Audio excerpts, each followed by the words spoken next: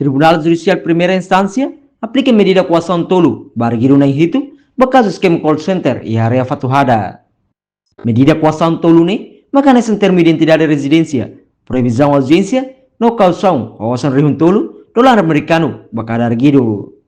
E a processo primeiro interrogatório ne, tribunal halo identificação barguiro ida, teoria alegação Ministério Público, deve apresentar o seu procurador, João Marques, MP o seu aplica medida de apresentação periódica, semana ida da lida, proibição ausência, no calção awasan rihun tolo, dolar americano, bakada arguido.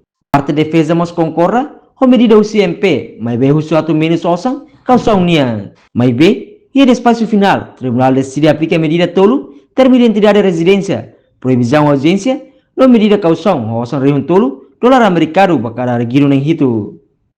Enquanto o caso ne, relação à operação conjunta ne behala o CDC, TCIP, Força Polícia, no Serviço de Imigração e a Fulancoto, e apartamento ida e a suco fatuhada, posto administrativo Dom Alessio.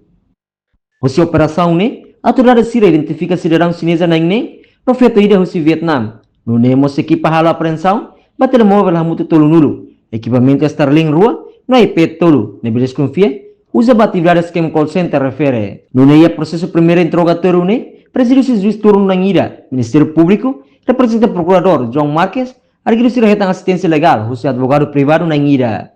Reportagem Marquita da Silva, Televisão Timor Post.